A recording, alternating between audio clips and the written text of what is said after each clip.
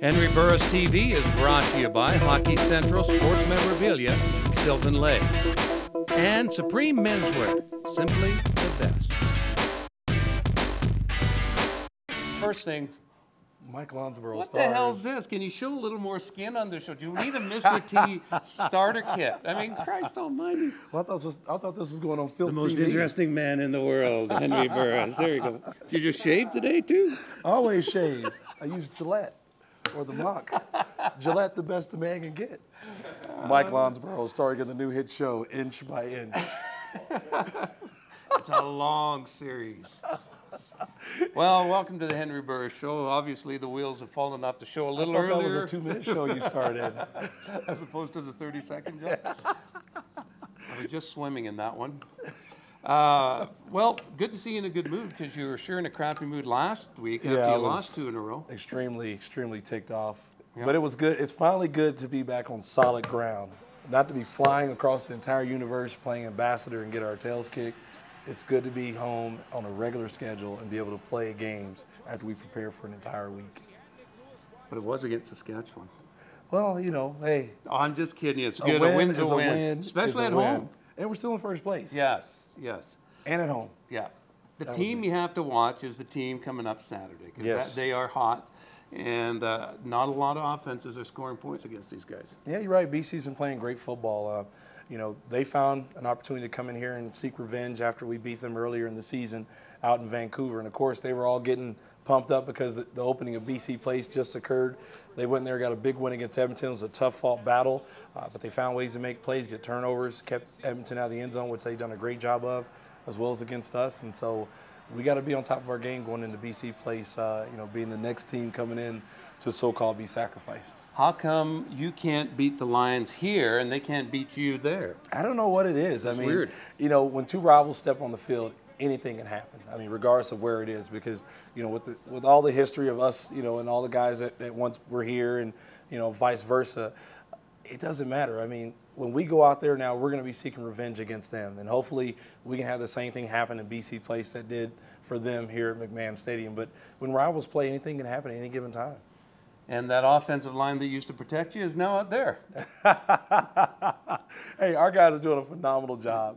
I'm just pointing out facts. That's what my job is, just to point out the facts. Well, you know what? The thing is, though, they did a phenomenal job of allowing us to have over 200 yards rushing against Saskatchewan. And also, hey, I had one of my more enjoyable days, you know, this past week. So habits, you know, we are creatures of habits as athletes, and hopefully this will start something good.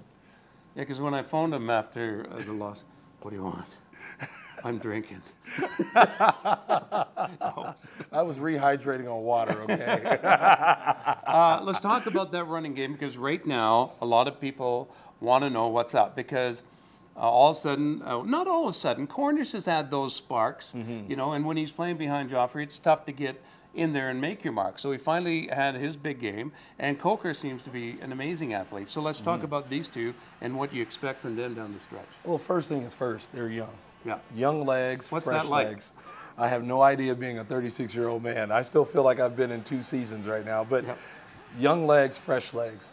I mean, you look at John Cornish, I mean, to me, he's been a steal for us. I mean, when we were able to get him from the University of Kansas and him not being in the NFL was truly a steal for us. You know, just as is another guy who's going to be joining us here in a segment lately, Jabari Arthur. But to have a guy like John Cornish being a steal, to me, he's one of those ratio beaters, one of those ratio breakers, because regardless of where he's from, he's a hell of a player. And whenever he's been on the field, he's always made things happen for us. But with the fact that we had a stellar back in Joffrey Reynolds, he wasn't able to get that time, but he paid his dues. And now he's getting an opportunity to make plays, as is LaMarcus Coker. I mean, he's stepping in, making so many big plays for us. The guy's a change of pace back. You know, reminds me of Stephen Logan, who played for the BC Lions and now is the kick returner and special teams player for the Detroit Lions. So, I mean, I see a lot of similarities. But this guy, Coker, to me, can possibly be better than John Cornish. But he's still young now. He's still got Similac behind his ears. Breath smells like breast milk. So he's still, you know, he's still coming along, you know, and getting better. But he's going to be a heck of a back as well. TSN, I know they piss you off every once in a while. They went on and said, you know, the trouble with these guys, they're getting old. The Stamps are an old team. And I'm going, okay. A couple of them maybe, but really a young offensive. I mean, look at the young receivers you got. Look at the young offensive line you got. That just means you. Were they just talking about you? Hey, I don't know. I'm still leading all watching. quarterbacks in rushing, okay?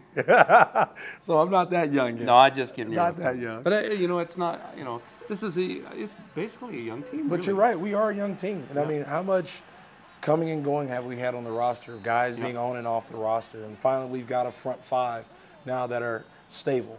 They're all working together, getting better each and every game in my eyes. I mean, Ed Harrison, like I said, moved over to left tackle, a great left tackle. You know, in my eyes, I feel he's going to be just as good as Ben Archibald. But Ben is, you know, by far, to me, the top lineman in the league, offensive lineman. I mean, he's been that way for the past number of years. But Ed is coming along strong. And, I mean, guys like Dimitri Sumpas, Tim O'Neill's back in the start lineup with the injury to John Gott. But Steve Middleton's been playing a heck of a job, giving it everything he's got. And even Stanley Bryant at right tackle. I saw him ticked off more than I've ever seen him ticked off against the Riders. I mean, he was getting after guys, beaking with guys, and ready to mix it up. And when he's in that type of mind state, look out. You're a bigger man than me, Henry, because if I was quarterbacking and Ben went somewhere, I'd be going, Ben, I miss you. Come back. Just come back.